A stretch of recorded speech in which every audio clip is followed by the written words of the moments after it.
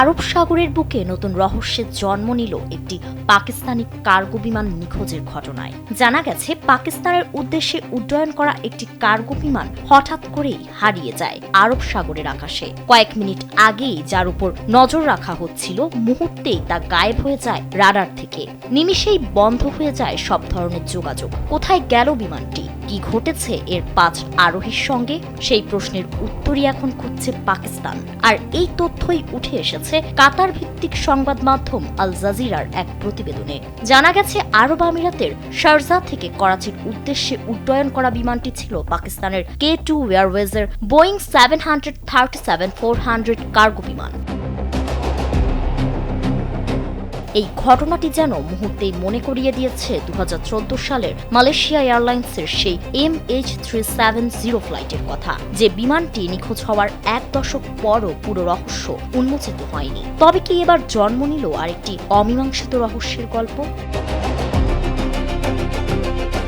মঙ্গলবার রাত প্রায় 9:18 নেভিগেশন সিস্টেমে ত্রুটির কথা জানিয়ে এয়ার ট্রাফিক কন্ট্রোলের সঙ্গে শেষবার যোগাযোগ করে বিমানটি। এরপরই সব ধরনের যোগাযোগ বিচ্ছিন্ন হয়ে যায়। ফ্লাইট রাডার 24 এর তথ্য অনুযায়ী যোগাযোগ হারানোর আগে বিমানটি অস্বাভাবিকভাবে দ্রুত উচ্চতা হারাতে শুরু করে। কিছুক্ষণ পর আবার কিছুটা ওপরে উঠলেও পরে প্রায় খাড়া অবস্থায় নিচে নামতে থাকে। সর্বশেষ সংকেত পাওয়া যায় করাচি থেকে প্রায় 200-700 কিলোমিটার পশ্চিমে আরব সাগরের আকাশে। তারপর থেকেই নিখোঁজ বিমানটি। বিমানটির সন্ধানে পাকিস্তান নৌবাহিনীর যুদ্ধজাহাজ, টহল বিমান এবং পাকিস্তান ন্যাশনাল শিপিং কর্পোরেশনের একটি জাহাজ অভিযান চালাচ্ছে। তবে এখন পর্যন্ত বিমানটির কোনো ধ্বংসাবশেষ কিংবা জীবিত কারো সন্ধান পাওয়া যায়নি। K2 এয়ারওয়েজ জানিয়েছে, নিখোঁজ সহকর্মীদের নিরাপদে ফিরে আসার আশায় তারা অপেক্ষা করছে এবং উদ্ধার অভিযানে সংশ্লিষ্ট সব সংস্থার সঙ্গে কাজ করছে। উল্লেখযোগ্য বিষয় হলো, এটিই ছিল প্রতিষ্ঠানটির বহরে থাকা একমাত্র উড়োজাহাজ। নিখোঁজ বিমানটির ইতিহাসও বেশ দীর্ঘ।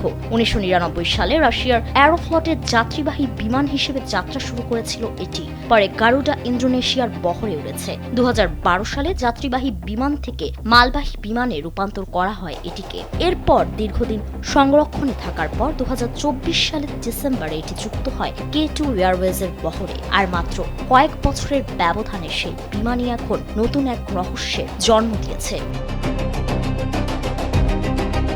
এদিকে পাকিস্তানের প্রধানমন্ত্রী শাহবাজ শরীফ গভীর শোক প্রকাশ করে নিখোঁজদের পরিবারের প্রতি সমবেদনা জানিয়েছেন। এখন প্রশ্ন একটাই, আরব সাগরের বুকে হারিয়ে যাওয়া এই বিমান কি উদ্ধার হবে, নাকি MH370-র মতো এটিও পরিণত হবে আরেকটি অমীমাংসিত রহস্যে? ফারিন রহমান প্রীতি, কালবেলা।